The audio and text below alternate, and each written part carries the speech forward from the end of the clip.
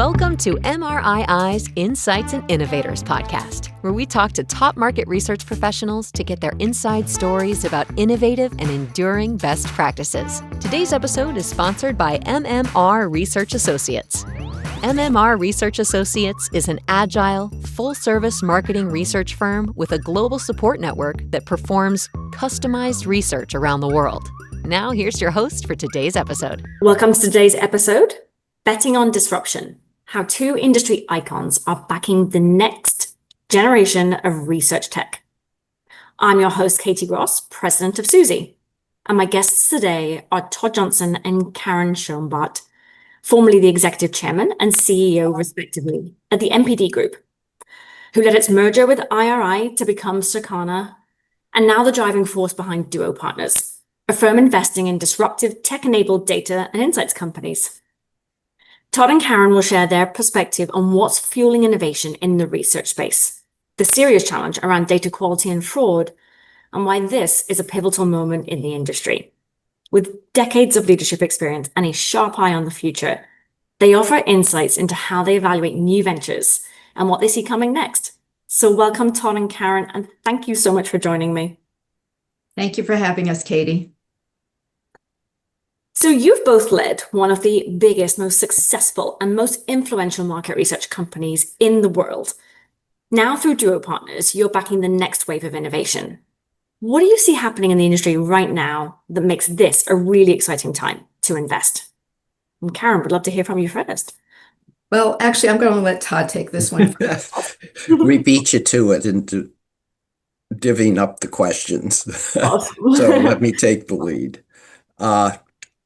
When we sold NPD after many, many years of building that business, it wasn't that we wanted to get out of the market research business. It's that we both felt we had to cut back on what we were doing because of other obligations we had as well. But when we sold it, we kept the NPD Venture Fund, which had three small investments in it. And our plan was to invest in what we call disruptive data companies. Our plan was maybe to do one or two investments a year. As Karyn likes to put it, we have failed miserably because we are up to 13 investments in only a couple of years. But that's because we see things are changing so rapidly. And there's some really exciting major opportunities out there for different types of methods to collect the information that our industry needs. Yeah, that makes a lot of sense.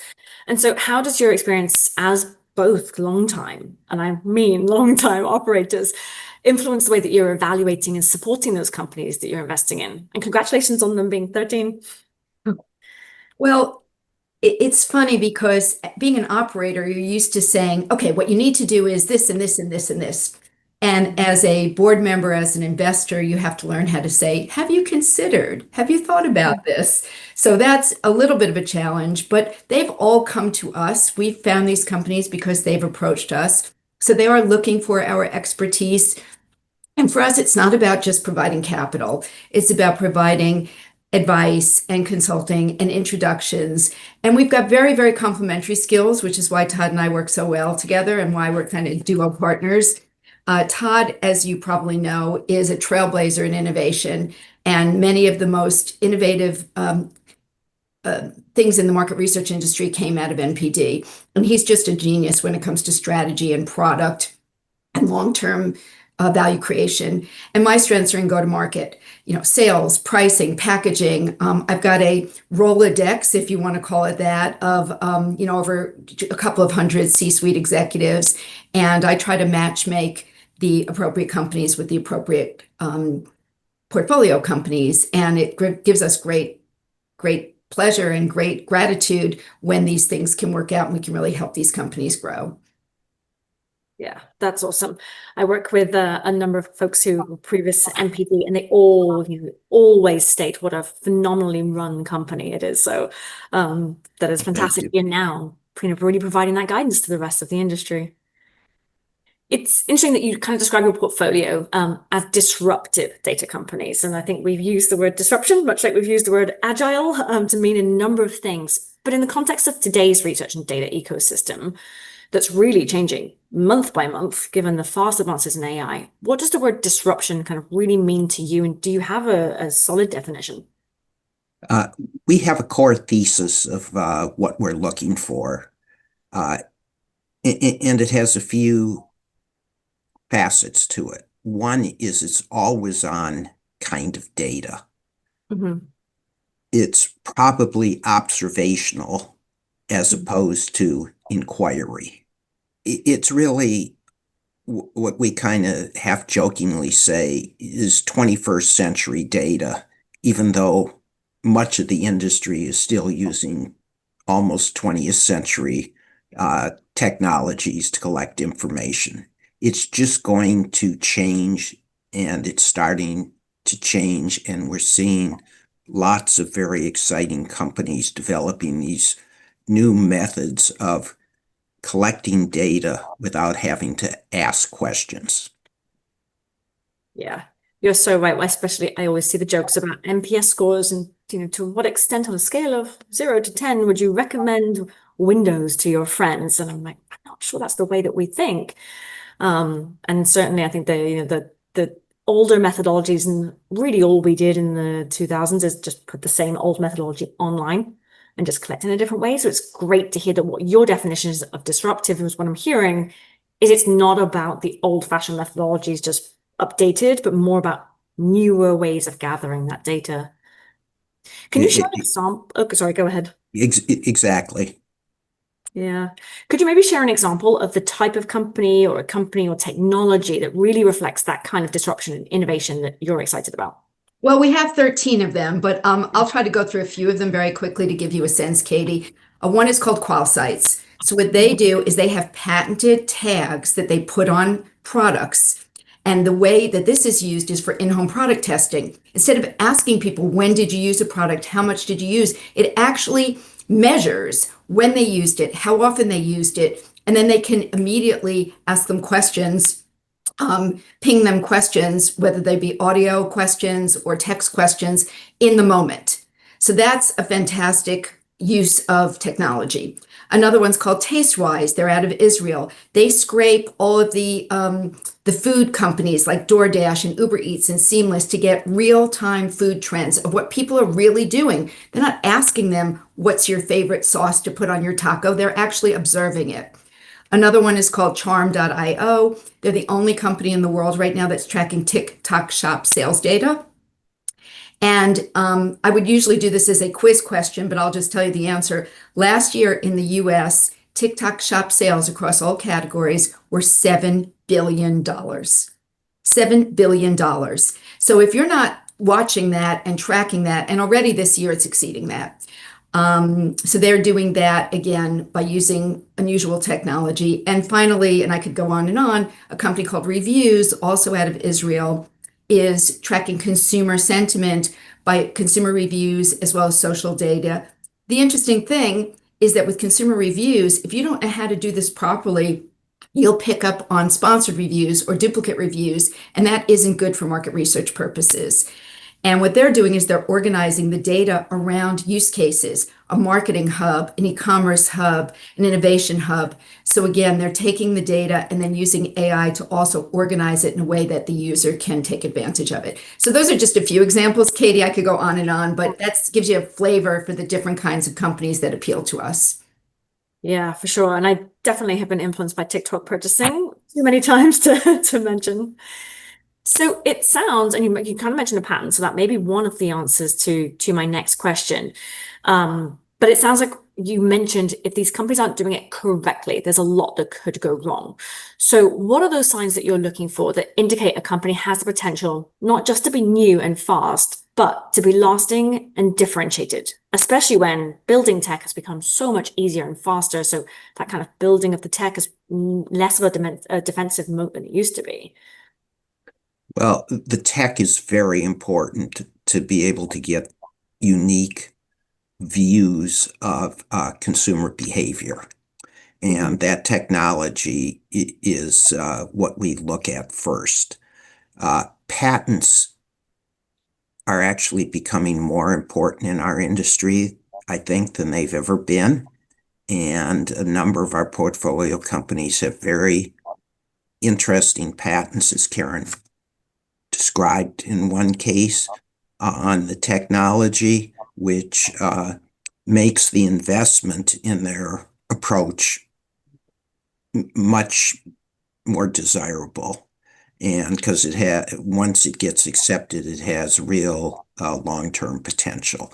So those are kind of the things we start when we look for things. Of course, the people involved are important, but our first screening is much more about the technology. Okay, good to know. And so when it comes to the kind of the people part of this and the people that you want to back, what are some of those most important qualities that you look for in the people that you choose? And I guess more broadly, what advice would you give to anyone listening to this podcast in terms of skills, personal characteristics that are going to help them build lasting careers also? Right. Well, we start, again, Todd said, we start with the data and the tech, and then the people make the decision. We like when there's a founder or CEO that is living and breathing the company, like this is their job. So that's the first thing.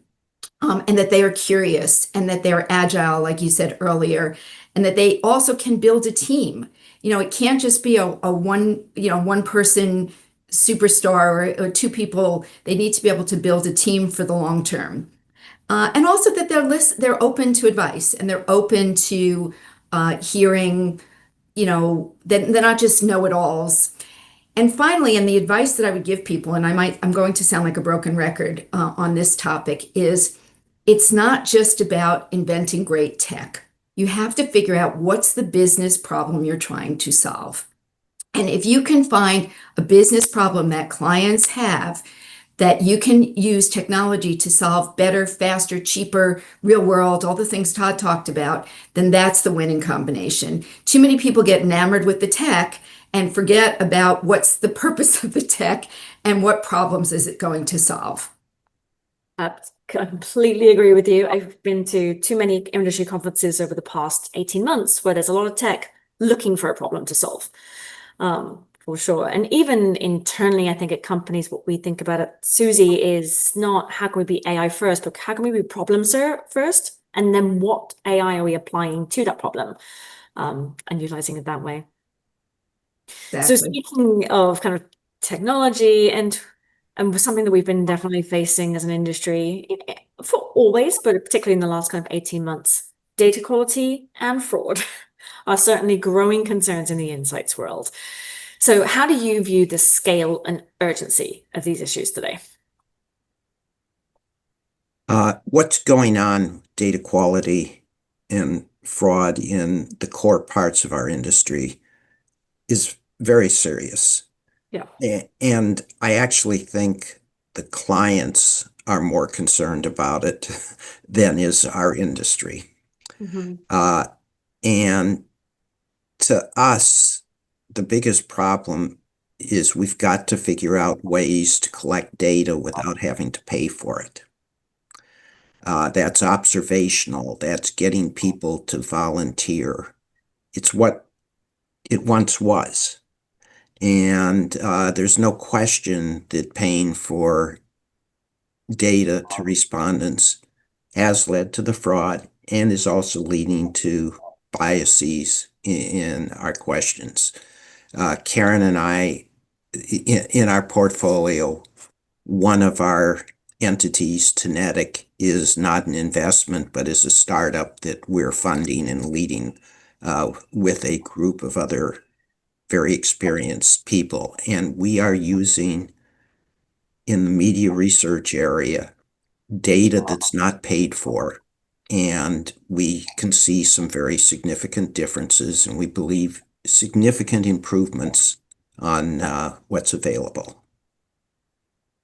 Yeah, for sure. I've spent the majority of my career at online panel companies, and there's always been the kind of tension between the CPI, the incentive that you pay, and there was kind of an inverse often that the higher the incentive, the higher the fraud. because that is where those bad actors and bots are going to want to put all of their effort. And the lower the incentive, Makes it attractive to them. makes it very attractive to them, exactly. And then, of course, there are the lengthy surveys are leading respondents to be fatigued. And I think we talked about this earlier. The way we ask questions on a scale of 1 to 7, to what extent do you really like this flavor? And is that really how I think in the grocery store? And I can give you an example of something that I learned from reviews data on what's important if you were going to launch a recycled denim product. And I, like you, I wrote questionnaires for a living, and I would have never come up with the things that came out of consumer reviews, which was like smell. That would have never been in the questionnaire. So, consumers will tell us what they think in a real world way. Yeah, for sure. And I think that's what we're very excited about conversational insights over at Suzy. And I think about my past working at a food company, combining the quantitative results with that focus group is really what led to the true insight. But at the time, it took months and a significant amount of investment to get that type of research done. And I'm excited about some of those changes we're seeing. Are there specific kind of approaches or technologies that you believe in that they're going to be really effective in helping us with data quality going forward? Well, I think Todd talked about it.